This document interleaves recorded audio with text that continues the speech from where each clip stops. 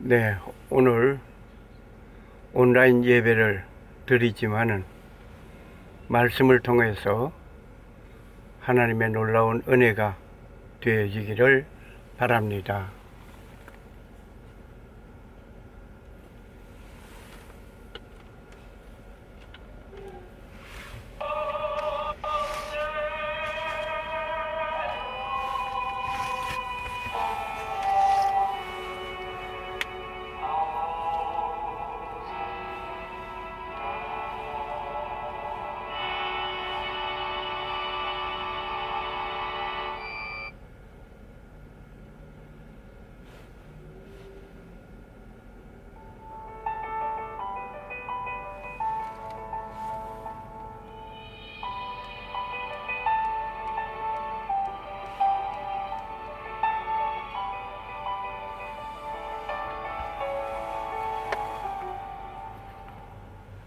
오늘 이 말씀은 주기도문에 있는 내용입니다.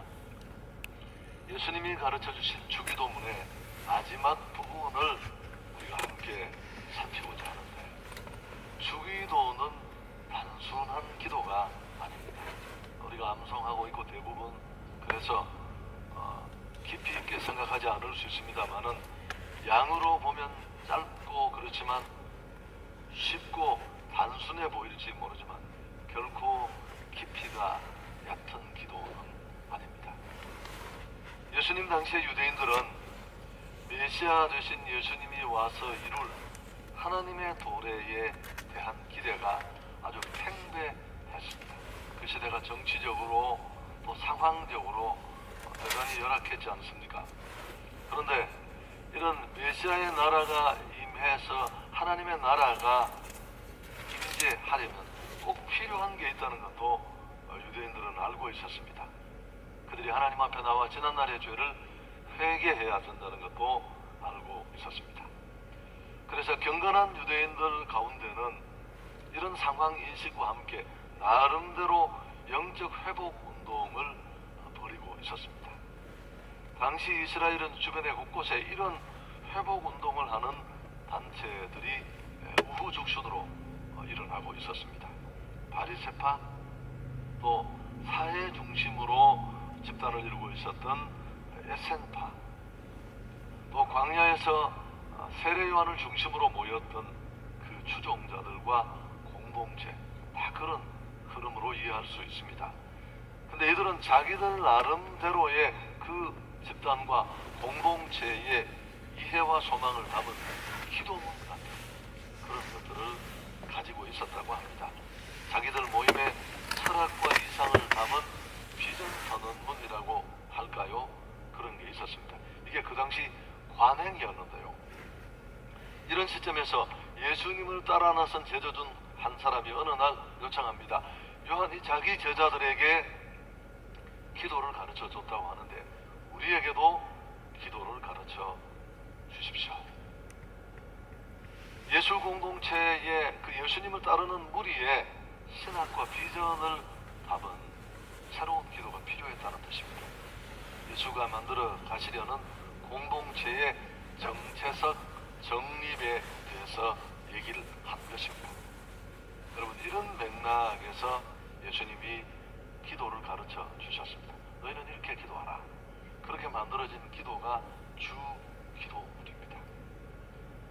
단순한 기도가 아닙니다. 기도의 모델이 아니라 그런 차원을 훨씬 뛰어넘어서 예수 공동체, 하나님 백성의 정체성을 아주 집약적으로 담고 있습니다. 예수 가르침의 사역의 요약이라고 할 수 있습니다. 성도가 무엇을 구하며 무엇을 위해 살아야 하는지를 고스란히 그 속에 담고 있습니다. 그래서 주기도는 이해하고 암송하는 데 그쳐서는 안 됩니다. 우리 삶의 지표가 되어야 할 줄 믿습니다. 그래야 우리는 진정한 하나님 나라 백성으로서의 행복을 누릴 수 있을 겁니다. 좀 배경을 더 설명을 드리면, 주님이 가르쳐 주신 이 기도의 오늘 마지막 성령 부분입니다. 13절 하반절을 중심으로 보려고 해요. 나라와 권세와 영광이 아버지께 영원히 사옵나이다. 아멘. 이게 성령입니다. 여러분, 우리가 성령이라는 말을 곧잘 과거에는 많이 사용했고 지금도 쓰는데 하나님의 영광을 찬송한다, 그런 뜻이 들었습니다. 주기도는 하나님이 모든 것의 근원이 되신다는 찬송으로 그분께 영광을 돌리는 성령으로 끝이 납니다. 그렇지만 원래 예수님이 가르쳐 주신 주기도에는 이 성령의 내용이 빠져 있을 가능성이 대단히 높습니다. 우리말 성경에도 괄호를 쳐서 그 표시를 했고요. 성경을 처음 옮겨 적은 고대 사본들에도 이 괄호 속에 있는 내용은 없습니다. 이후에 그 베껴 쓴 사본을 또 쓴 필사본에 나타납니다.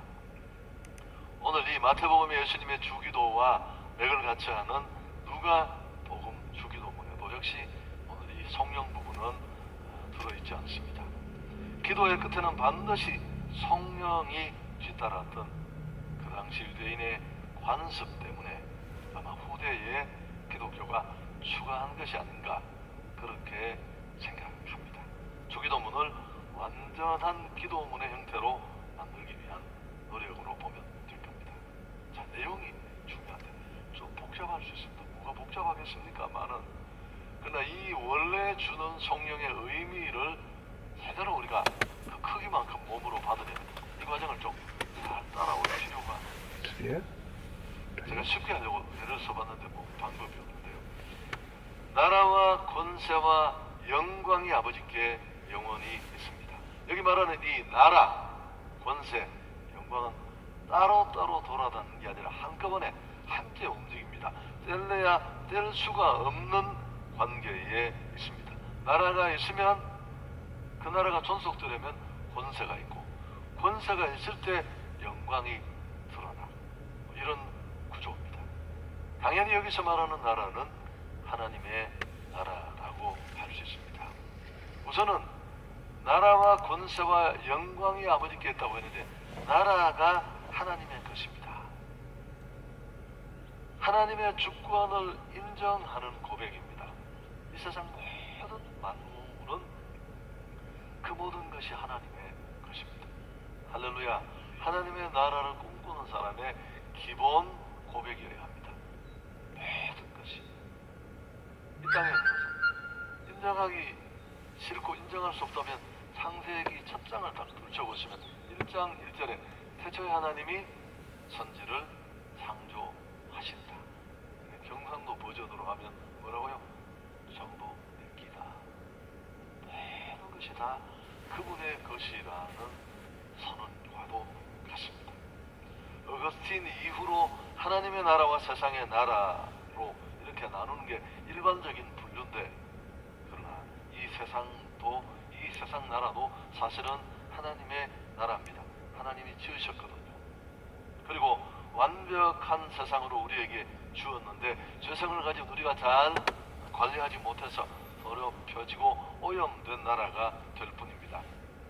사람들은 세상을 지배하려는 욕망을 가지고 있지만 하나님은 이 모든 도모를 다 하십니다. 그리고 인간의 이런 헛된 노력을 그분은 비웃으시죠. 우린 이 땅에 살면서 항상 겸손해야 합니다. 왜요? 내 나라를 살고 있는 게 아니에요. 그분의 나라를 우리가 빗대어서 붙어서 겸손함이 우리에게 꼭 필요합니다. 나라가 모두 하나님의 것입니다. 이 세상의 모든 것이 다 하나님의 것입니다. 성도가 무슨 나 예수 믿는 사람입니다 고백한다고 성도가 아니라 모든 것이 하나님의 것이고 그 사실을 인정하고 그리고 그 하나님의 통치를 받아들이고 하나님을 기꺼이 내 삶의 왕으로 모시는 사람, 그 사람이 바로 하나님을 믿는 성도입니다. 하나님 나라는 주기도문의 골자입니다. 성경 전체 중요한 매기기도입니다. 우리 기독교 신앙의 핵심이 바로 하나님의 나라인 천국입니다. 누가 왜 예수 믿습니까? 무엇 때문에 예수 믿습니까? 그럼 여러분 뭐라고 대답하겠습니까? 가장 많이 하는 일반적인 대답이고 핵심인 대답이 천국 가기 위해서 예수 믿습니다. 죄사함도 받고 하나님의 자녀된 축복으로 기도할 수 있고 요청할 수 있고 그분과 동행하는 축복이 너무너무 많지만 만일 성도에게 천국 가는 것보다 더 귀한 복이 어디에 있겠습니까? 이 세상에서 아무리 기도로 잘 살고 주목받고 성공했다고 스포트라이트를 받아도 천국에서 볼 수 없다면, 천국을 잃어버렸다면 낭패가 아닐 수 없습니다. 밭에 간 주인 부와 비유가 생각났습니다. 설교 준비하다가 그 당시 금은 부화를 은행이나 맡겨둘 곳이 없으니까 아무도 모를 때 한밤중에 논이나 땅 밑에 굴을 파고 이렇게 숨겨둔 게 관행입니다. 아마 그렇게 숨겨두고 그 보물에 늘 마음을 두고 있었던 사람이 갑자기 죽었겠죠. 여기는 어떤 일로 그 사실이 전혀 누구에게도 알려지지 않았고 밭에 일하는 농부가 어떻게 삽을 깊이 넣었는데 밑에 뭔가 부딪혀요. 살짝 열어보니까 세상에 복을 찾고 옵니다. 이런 일이 가끔씩 있었거든요. 그래서 자기로서는 도저히 그 밭을 살 수 없는데 다 돈을 빌리고 방법을 동원해서 사잖아요. 내가 너무 평범하게 이렇게 길게 설명하나요? 사람들은 이해를 못했습니다. 아니 저 쓸모없는 밭을 왜 저 돈을 주고 사? 그러다 그는 자다가도 그 밭 생각만 하면 웃음이 나오고 너무너무 행복하고 삶의 의미가 있고 천국이 그런 것입니다. 할렐루야. 하나님 나라가 임하게 하옵소서. 주기도문의 중심 장원입니다. 자, 9절 10절 오늘 우리 본문과 핵심적이진 않지만 연결되어 있으니까 함께 읽습니다. 그러므로 너희는 이렇게 기도하라. 하늘에 계신 우리 아버지여, 이름이 거룩히 여김을 받으시오며 나라가 임하시오며. 여러분, 하나님 나라가 임하면 다른 건 다 해결이 됩니다. 11절에 나오는 일용할 양식, 그 다음에 죄사함, 또 사단의 시험으로부터의 보호, 승리하는 삶까지가 다 연결되고 걸려 있습니다.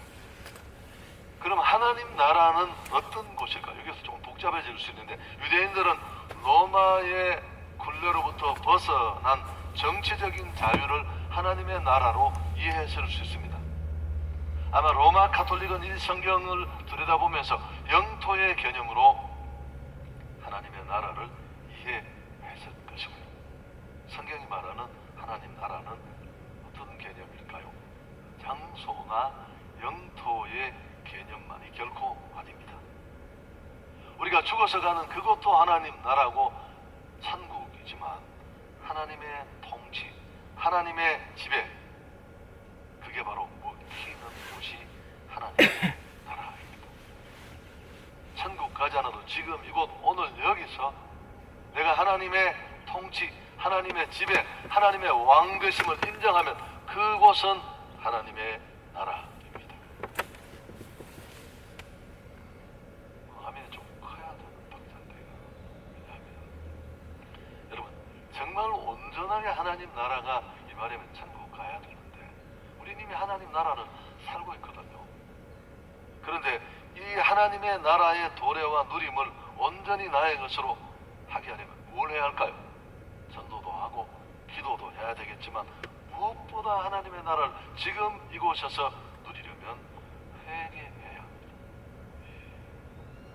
그래서 세례 요한이 그 400년 넘는 중간기의 어둠을 몰아내고 외친 그의 일성이 마태복음 3장 2절에 회개하라, 천국이 가까웠답니다. 도대체 회개가 뭡니까? 어떤 회개를 하라는 겁니까? 어떤 분이 아주 절묘하고 기막히게 회개를 설명했습니다. 오늘 이 문맥과 상관해서 그분은 회개란 정권 교체이다.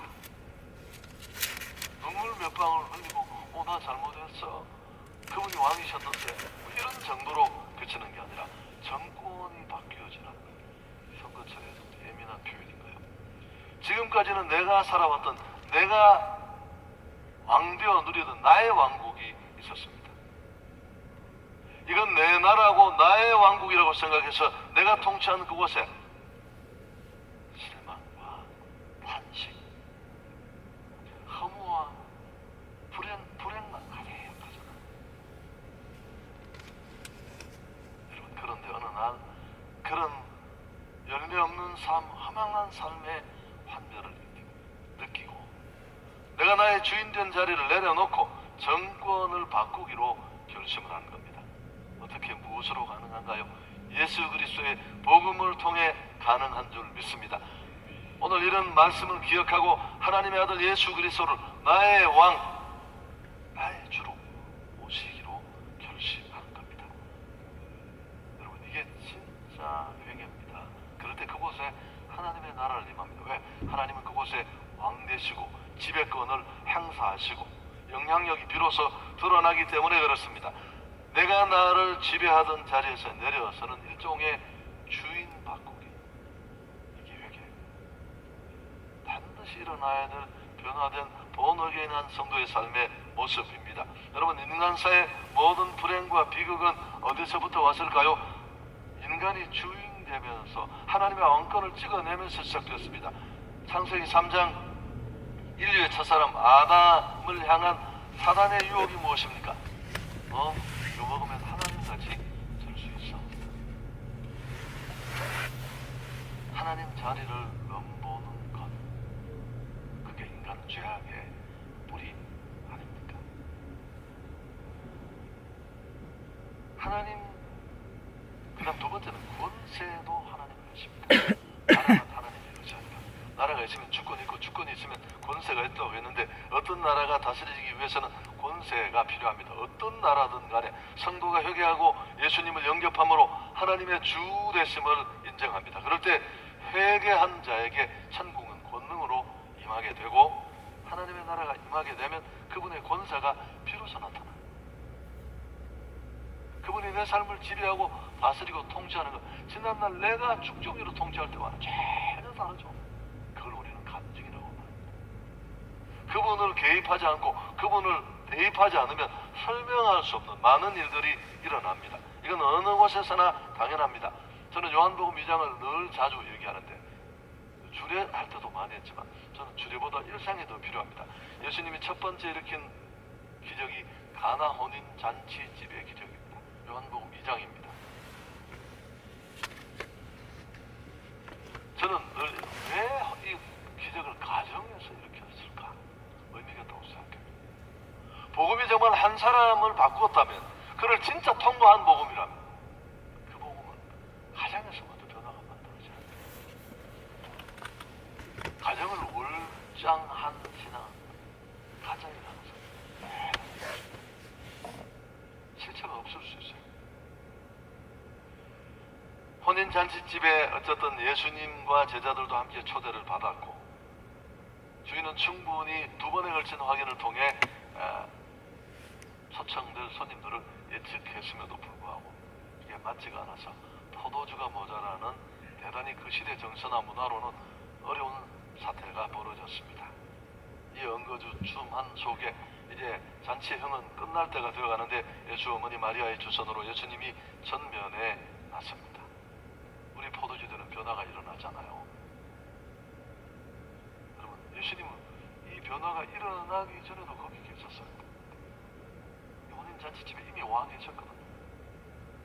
단지 그분은 손님으로 와 있었습니다. 예수 그분이 내 인생의 배에 오르셨어요. 여전히 그렇지만 내 마음대로 살아가면 이게 종교인의 삶이잖아요. 종교인의 삶은 더 무거워져요. 혼자 끌고 가는데 예수를 태웠으니까 그분이 체중이 몇 킬로인지는 모르지만 훨씬 더 어려워요. 그러나 진짜 신앙이 되었어요. 그분이 내 삶의 주인 되시고 왕 되셔서 물을 퍼다가 누구에게 주라, 동이에 담아라. 그럴 때 진짜 포도주 되는 변화가 일어날 줄 믿습니다. 여러분, 나는 어떤 상황에 있는가? 예수께서 손님으로 계신가? 정말 내 삶을 주도하는 왕으로 계신가? 오늘 교회에 예배 드렸는데 이게 다가 안 돼요.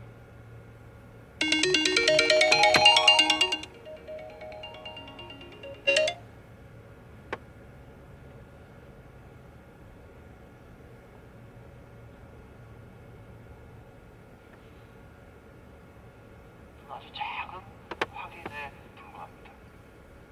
만일 정말 그분이 내 삶의 주인 되시고 왕 되시고 그분의 통치가 먹히지 않는다면 천국을 말할 수 있어요. 천국을 노래할 수는 있어요. 천국은 이런 곳이라고 소개할 수는 있습니다. 그러나 내 무너진 삶에 탄식과 한숨으로 점철된 내 삶에 천국이 임하는 축복은 불가능해요.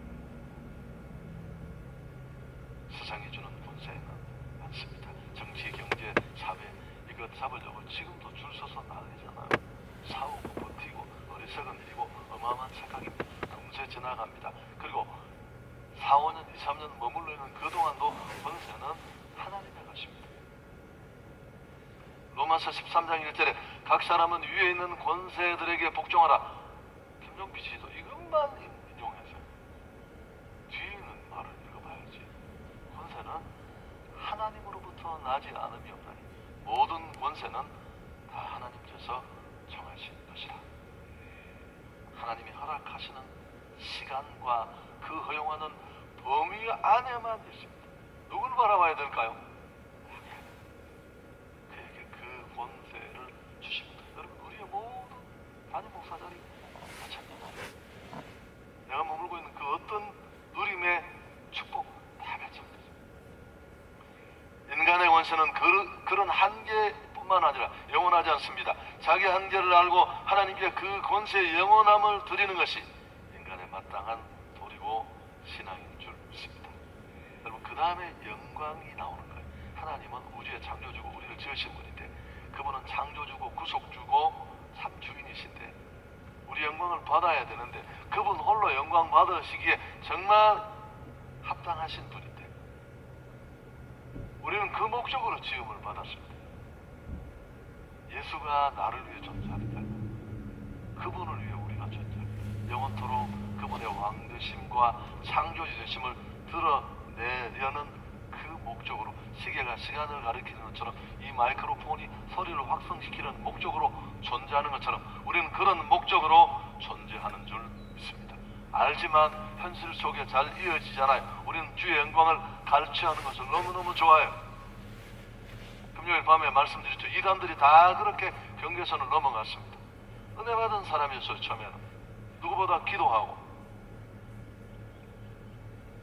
믿음의 사람들이 삶 속에서 하나님의 주되심을 인정합니다. 그 결과 하나님으로 말미암는 놀라운 기적을 경험하게 되고 그럴 때 그 축복을 보는 자들을 통해 자신 안에서만 아니라 하나님의 영광은 온 천하에 드러납니다. 자, 가나 혼인 잔치집에 다시 가보면 가나 혼인 잔치집에 물이 포도주 되는 기적이 일어나서 잔치집의 흥은 계속 유지되고 연회장에서 그 포도주를 맛본 연회장이 이거 전구보다 훨씬 나은데 예수가 내 삶을 지배했을 때 우리 내 수준과 스펙을 뛰어넘는 삶이 가능합니다. 문제는 그게 끝이 아니에요. 난 예수 믿고 이렇게 잘 됐어. 별 볼 일 없었는데 주목받고 이렇게 살아서 그게 다가 아니라 요한복음 2장 11절 그 마지막 결론을 한번 보십시오. 같이 한번 읽을까요?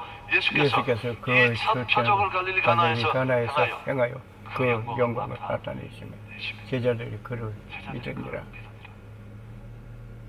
말씀이 지배하고 그분의 뜻이 이루어지는 곳에 하나님의 나라가 임하고 그 영광이 다 드러나는 거 이적이라는 방법으로 말하지만 거기 안 믿던 사람들이 다 믿고 제자들 믿음이 더욱 견고해지는 하나님의 영광은 드러났고 이 일로 믿음은 더 견고해진 줄 믿습니다.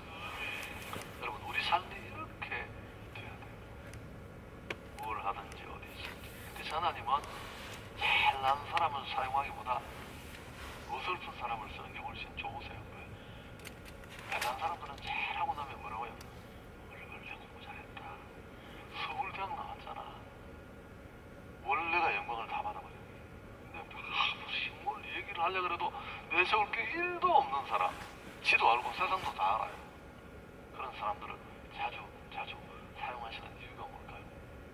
누가 봐도 하나님 빼버리면 설명이 안 되는 인간이에요. 그 영광은 그대로 드러날 수밖에 없습니다. 아멘. 저런 것이구나. 예수를 믿는 축복이 무너졌던 한각에 정말 소명없던 저 인간 하나를 저렇게 빛나게 세우는구나. 아멘. 적용하고 마치겠습니다.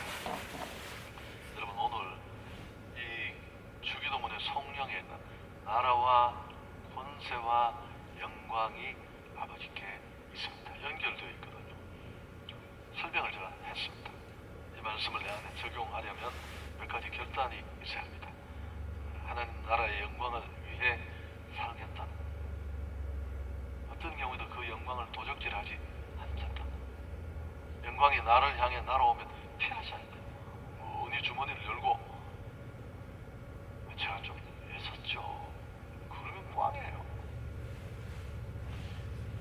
그런데 뭐 그런 겸손도 필요하고 그분을 드러내는 것도 필요하지만 무엇보다 하나님 나라와 영광을 위해 살 수 있는 첫 번째 일은 예수의 피 묻은 십자가 복음을 전해야 할 줄 믿습니다. 예수의 복음이 전해지는 곳에 하나님의 나라가 이루어집니다. 지가 왕되었던 사람들이 자리를 다 내려놓잖아요. 그곳에 하나님은 그를 지배하고 그를 다스리고 그를 이끄는 곳에 주의 영광은 회복됩니다. 죄로 묶였던, 귀신에 묶였던 자들이 돌아와 우상에 코박고 있던 입을 떼고 그 주님께 입 맞추고 그 하나님의 이름을 부릅니다. 예수님의 생애에 있어서 하나님의 이름이 가장 거룩하게 여김을 받는 순간이 언제 있을까요? 생명을 위해, 온 지구촌의 구원과 복음을 위해 그분이 십자가에 못 박혔을 때입니다. 두 번째, 같은 얘기지만 제가 이 설교를 시작하면서 그 얘기를 했습니다만, 세례 요한은 하나님 나라의 도래를 선포하면서 그 앞에 회개하라. 여러분, 회개하는 게 중요합니다. 우리가 정말 하나님의 나라 도래를 기대하고 그 하나님 나라 도래한 것이 하나님이 지배하시고 그분의 영광이 극도로 드러나게 하려면 전도도 하고 기도도 해야지만 무엇보다 회개해야 할 줄 믿습니다. 내가 왕되었던 자리에서 사형리의 그 마지막 지도 있잖아. 내가 좀 옮겨서 보여드리고 싶은데 잘 못 옮기게 내 기술로. 마음이라는 동그란 자리에 내가 주인이라는 왕자 자리에 있고 십자가는 밖에 있었는데 사형리 복음을 받고 예수를 영접하면 그림이 달라지잖아요. 그 내가 주인 되었던 동그란 원의 마음의 중심 자리에 십자가 예수님이시고 나는 밖으로 밀려는 겁니다. 여러분, 내가 왕되었던 자리에서 내려쳐야 할 줄 믿습니다. 리더스 다이저스트에 실렸던 얘기입니다. 제가 얘기하고 설교 정리하려고 합니다. 아서 고든이라는 작가가 있었는데 그리스도인입니다. 갑자기 우울증이 찾아왔고 글을 쓸 수가 없었어요. 여러분, 작가에게 글을 쓸 수 없다는 건 사형 선고와 같잖아요. 견딜 수가 없어서 자살 시도도 하고, 그러다가 상담가이면서 의사인 친구에게 도움을 구할 수밖에 없었습니다. 친구에게 나 정말 죽고 싶다고, 너무너무 우울하고 아무것도 할 수 없다고. 그러자 의사인 친구가 한참을 그의 얘기를 듣고 있다가 자네 내가 말하는 대로 한번 해보겠다 그러면서 가장 어렸을 때부터 좋아하고 하고 싶었던 일이 뭐냐고 물었습니다. 늘 가던 그 어린 시절 같은 바닷가에서 파도 소리를 듣는 게 제일 하고 싶다고. 네 가지 처방을 정해 주었습니다. 좀 어린애 장난처럼 같지만 자기는 죽을 지경이니까 이 아서 고도는 친구가 써준 처방전을 들고 고향으로 왔습니다. 아침 9시에 첫 번째 처방전을 열었더니만 자네가 좋아하는 파도 소리, 갈매기 소리를 실컷 한번 들어보라고. 늘 가던 그곳에 앉아서 파도 소리, 갈매기 소리를 들었습니다. 좀 우스꽝스럽지만 자연의 소리에 귀를 기울이고 12시가 되자 두 번째 처방전을 폈습니다. 어렸을 때부터 지금까지 살면서 정말 행복했던 순간들을 한번 떠올려 보라고 했습니다. 지금까지 살아오는 동안 어렸을 때부터 행복했던 순간들을 하나씩 회상하고 되돌리면서 그런 마음속에 약간 생각이 바뀌었습니다. 인생은 꼭 슬픈 것만은 아니구나, 그런 생각이 들었어요. 오후 3시에 세 번째 처방전을 폈는데요. 자네 인생의 동기와 의미를 검토해보게. 이 처방전을 읽고 나는 무엇 때문에 글을 쓰는가를 생각했습니다. 내 명예를 위해서, 내 이름을 위해서, 사람들이 작가인 내게 보내주는 그 갈채를 받으려고 내가 글을 쓰고 있다는 것을 알았습니다. 생각이 여기까지 미쳤을 때 갑자기 마음속에서 나는 그리스도인이면서도 하나님의 영광을 위해서 살지 않고 헛되고 헛된 내 이름을 위해서 발버둥쳤구나. 내 인생의 동기가 정말 잘못되어도 한참 잘못되었구나. 깨달음이 왔습니다. 자신의 추한 모습이 발견되자 눈물이 펑펑 쏟아졌고 오후 6시에 마지막 4번째 처방전이 펼쳐졌습니다. 이제 자네의 죄를 자백할 시간이네. 자백해야 될 죄들을 모래사장에서 보라고 했습니다. 아사고도는 눈물을 흘리면서 하나님, 나는 하나님의 영광을 위해서 갑니다.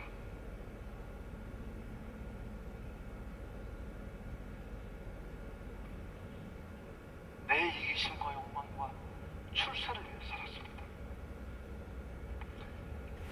하나님을 제대로 소개하지 못했고 이웃을 진정으로 사랑하지도 못했습니다. 우리 사장의 이 글을 다 서늘해가 갔는데 일물이 몰려가서 그 글을 다 지워버렸습니다. 그 모습을 본 아사고도는 일어나서 하나님을 찬양하며 집으로 돌아갔습니다. 작가로서 그의 인생에 정말 거듭나는 전환점이 된 새로운 삶, 이렇게 시작되었습니다. 여러분, 한번 돌아보시면 좋겠습니다. 내가 왜 설교를 하는가? 네가 왜 목회를 하는가? 그리스도인은 어떤 상황에서도 하나님을 보여줘야 합니다. 제가 금요철학 때 그런 이야기가 생각나서 멘토를 적이 있습니다. 지난주에 우린 이 코로나19의 공포 속에서도 마스크 막 2겹, 3겹 어떻게든지 병 안 걸리고, 여러분 저는 고혈압이 휘저지럽니다. 그것만 생각하는 게 아니라 물론 건강하게 나를 지킬 필요도 있지만 상황이식도 분명하지만 내가 기독인으로 지금 존재하는 하나님을 드러내고 하나님께 영광 돌려야 된다는 이 가치도 이자 그런 우리가 되었으면 좋겠습니다. 아멘.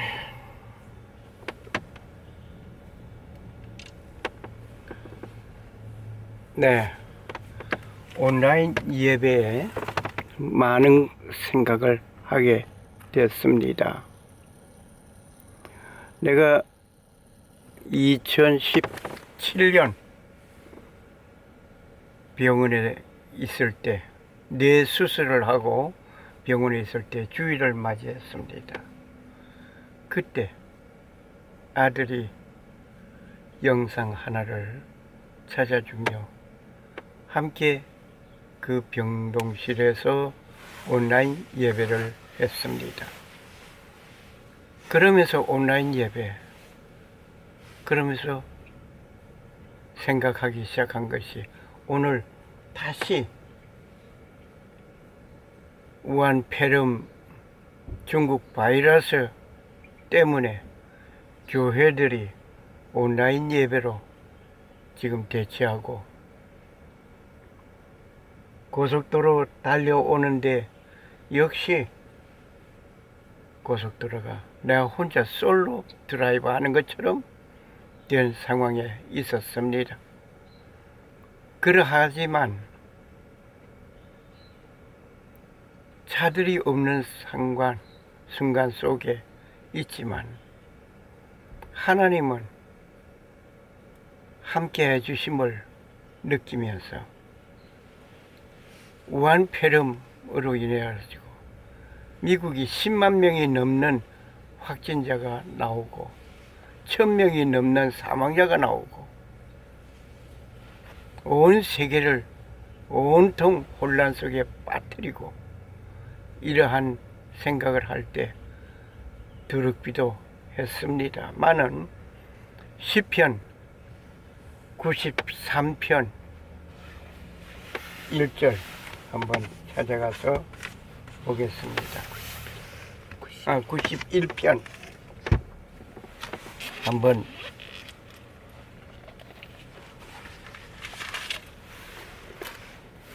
시편 91편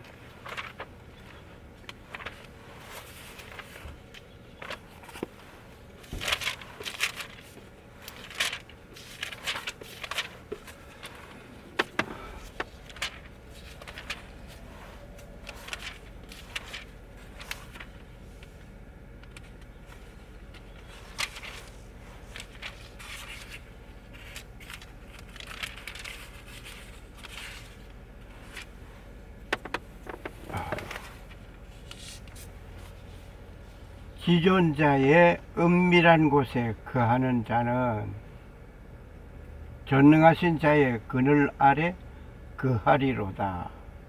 내가 여호와를 가리켜 말하기를 저는 나의 피난처요 나의 요새요 나의 의지하는 하나님이라 하리라 하셨습니다.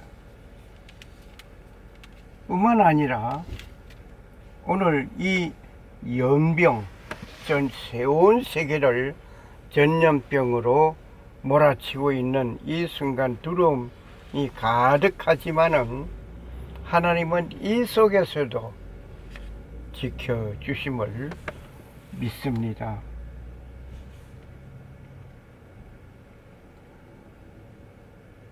역대하 7장 보면은 역대하 7장에 가서 보면 이런 말씀이 있습니다.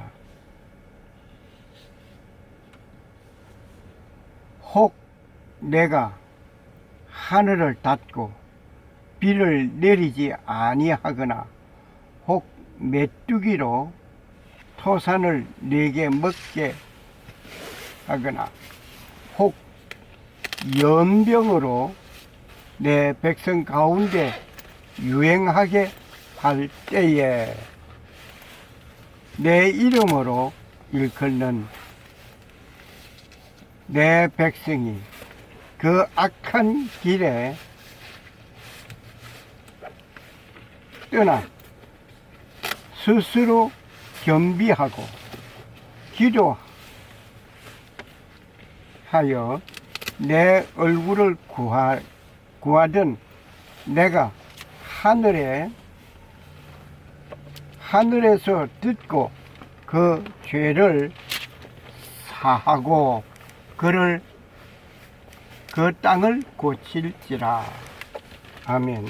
여기에 연병 온 세계를 전염병으로 몰아치는 일이 있어도 하나님께서는 지켜주심을 믿습니다. 때로는 이 연병에 걸려서 내가 죽을 수도 있습니다. 그때 나를 통하여서 그 속에서도 하나님의 영광을 위해서 살았구나. 어떤 간증의 얘기를 들었습니다. 이번 코로나 19 바이러스 감염자가 그가 마지막까지 병동실에서 복음을 전하고 하나님을 전하는, 그러다가 눈을 감았다고 하는 얘기를 들었습니다. 혹 내가 이 연병에 걸려서 내가 죽어가는 한이 있어도 죽어가는 그 순간 내가 어떻게 두려워하는 것이 아니라 하나님의 복음을 전하는 내가 되어졌으면 하는 마음 간절합니다.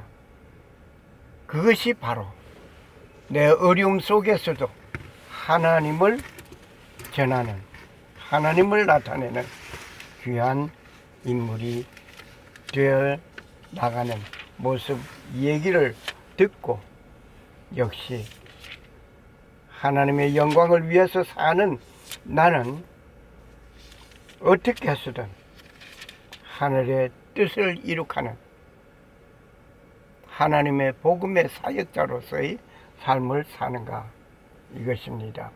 다시 시편 91편 3절을 보겠습니다. 이는 저가 나를 새 사냥꾼의 올무에서 극한 연병에서 건지실 것이로다 했습니다. 여기에 연병이라는 게 전염병을 말합니다. 전염병에 안 걸리는 것만이 하나님께서 나를 이끌어 주심이 아니라 이 전염병에 있어도 내가 그 병 환자가 되어도 그 속에서도 그 순간에도 하나님의 복음의 사역자가 된다는 것이 참 중요한 일이라고 하는 것을 다시 한번 느끼면서 온라인 예배를 통해서 이런저런 여러 가지 생각을 하게 됐습니다.